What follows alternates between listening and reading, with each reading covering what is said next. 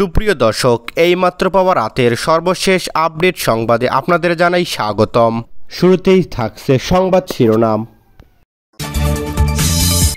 Ballot paper ছাপানোর ঘোষণা দেওয়া সেই যুবদল নেতাকে বহিষ্কার করেছে বিএনপি, থাকছে বিস্তারিত। এদিকে খুলনায় জাতীয় পার্টির কার্যালয় আবার ভাঙচুর করেছে গণ অধিকার পরিষদের নেতারা, থাকছে বিস্তারিত এবং সবচেয়ে জানিয়ে দেব খুব শীঘ্রই জাতীয় পার্টিকে নিষিদ্ধ করা হবে বললেন ডক্টর মোহাম্মদ ইউনূস। এতক্ষণ শুনছিলেন সংবাদ শিরোনাম, এবার থাকছে বিস্তারিত। ব্যালট পেপার ছাপানোর ঘোষণা দেওয়া সেই যুবদল নেতাকে বহিষ্কার করেছে বাংলাদেশ জাতীয়তাবাদী দল বিএনপি। প্রয়োজনে আমরা আলাদা ব্যালট পেপার ছাপাবো যেখানে ধানের শীষ থাকবে, এমন ঘোষণা দেওয়ায় চান্দিনা উপজেলা যুবদল আহ্বায়ক মাওলানা আব্দুল খাদেরকে দলের প্রাথমিক সদস্য পদসহ সব পর্যায়ে পদ থেকে বহিষ্কার করা হয়েছে।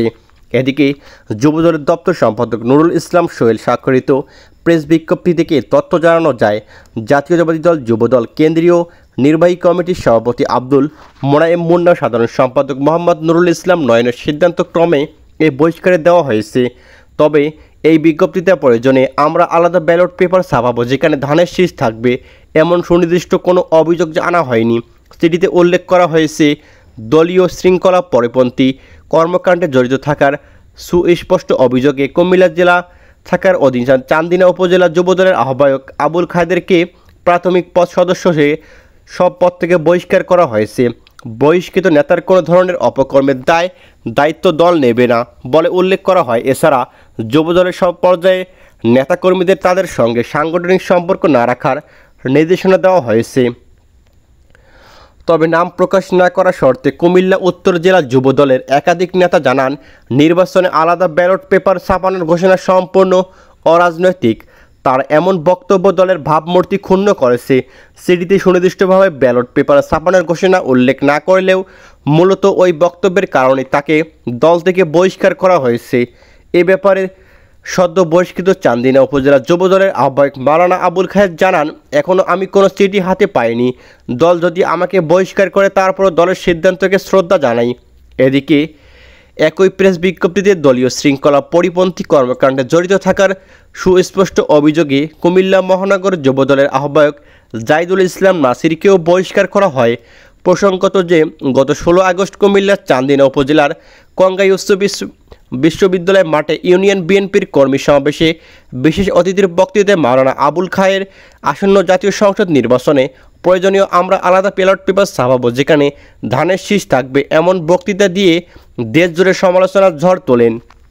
গণ অধিকার পরিষদের সভাপতি নুরুল হক নূরের উপর হামলার প্রতিবাদে খুলনায় জাতীয় পার্টির কার্যালয়ে ভাঙচুর করেছে দলটির একাধিক নেতাকর্মীরা।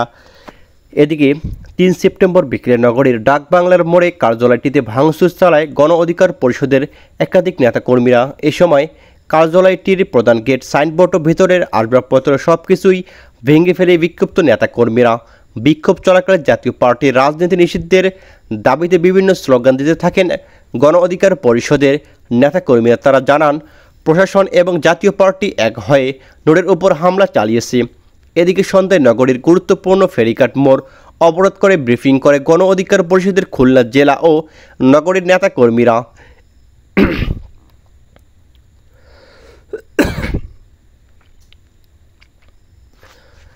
এ সময় মোড়টির 6টি রাস্তা বন্ধ করে দিলে তীব্র যানজটের মধ্যে পড়েন যাতায়াতকারী যাত্রীরা। ব্রিফিংয়ে নুরুল হক নূর সহ নেতাকর্মীদের উপর হামলাকারীদের বিচার, স্বরাষ্ট্র উপদেষ্টার পদত্যাগ ও জাতীয় পার্টি সহ 14 দলের রাজনীতি নিষিদ্ধের দাবি করেন নেতাকর্মীরা বলেন, নুরুল হক নূর গণ অধিকার পরিষদের নেতাকর্মীদের উপর হামলা গণতন্ত্র মত প্রকাশের স্বাধীনতার উপর সরাসরি আঘাত হেনেছে। গণমাধ্যমে হামলার দৃশ্য প্রকাশ পেলেও সেনাবাহিনীর পক্ষ থেকে কোনো দুঃখ প্রকাশ বা আশ্বাস পাওয়া যায়নি। শেখ হাসিনা স্বৈরাচারের বিরুদ্ধে রক্ত দিয়েছি, জেল খেটেছি, নির্যাতন সহ্য করেছি, সেই রক্তের বিনিময়ে আপনারা আজ দায়িত্বে বসে আছেন, অথচ সেই বিপ্লবীদের ওপরেই সেনা পুলিশ হামলা চালিয়েছে। গণ অধিকার পরিষদের খুলনা মহানগরীর নেতা এস কে রাশেদ বলেন, নুরুল হক নূরের উপর হামলার দায় স্বরাষ্ট্র উপদেষ্টার হামলা এড়াতে পারে না, তাই তাকে পদত্যাগ করতে হবে। পাশাপাশি হামলা জড়িতদের চিহ্নিত করে দৃশ্যমান পদক্ষেপ গ্রহণ করতে হবে। জাতীয় পার্টির রাজনৈতিক কর্মকাণ্ডে বন্ধে নির্বাচন কমিশনে একটি আনুষ্ঠানিক আবেদন জমা পড়েছে। দলটির বিরুদ্ধে সামরিক শাসনের উত্তরাধিকার বহন, দুর্নীতি, প্রশাসনিক অপব্যবহার এবং গণতন্ত্র বিরোধী কার্যকলাপে জড়িত থাকার অভিযোগ আনা হয়েছে। এদিকে রাজধানীর বাংশালের বাসিন্দা হোসেন মোহাম্মদ আনোয়ার প্রধান নির্বাচন কমিশনের কাছে এ আবেদন দাখিল করেছেন। আবেদন জমা দেওয়ার পর তিনি নিজেই বিষয়টি গণমাধ্যমকে নিশ্চিত করেছেন। আবেদনে বলা হয়, জনগণের গণতান্ত্রিক অধিকার সংরক্ষণ, একটি সুষ্ঠু শান্তি নির্বাচন নিশ্চিত করা নির্বাচন কমিশনের সাংবিধানিক ও নৈতিক দায়িত্ব। কিন্তু বাংলাদেশ জাতীয় পার্টি প্রতিষ্ঠাতা লগ্ন থেকেই বরাবর গণতন্ত্রকে ক্ষতিগ্রস্ত করেছে এবং নির্বাচনকে প্রহসনের পরিণত করার সঙ্গে জড়িত থেকেছে। এতে আর উল্লেখ করা যায়, দলটি সামরিক শাসনের উত্তরাধিকার বহন করেছে এবং দীর্ঘদিন ধরে দুর্নীতি, প্রশাসনিক অপব্যবহার ও জনস্বার্থ বিরোধী কর্মকাণ্ডে লিপ্ত থেকে রাজনৈতিক পরিবেশকে কলুষিত করেছে। আবেদনে দাবি করা হয়, গত 17 বছর দুঃশাসনের কারণে ছাত্র জনতার গণ অভ্যুত্থানে আওয়ামী লীগ দেশ ছেড়ে পালাতে বাধ্য হয়। পরে ছাত্র আন্দোলনের মুখে বর্তমান সরকার আওয়ামী লীগের রাজনৈতিক কর্মকাণ্ড নিষিদ্ধ করে। অথচ জাতীয় পার্টি বরাবরই আওয়ামী লীগকে সমর্থন দিয়ে এসেছে এবং তাদের রাজনৈতিক কর্মকাণ্ডকে বৈধতা চেয়েছে।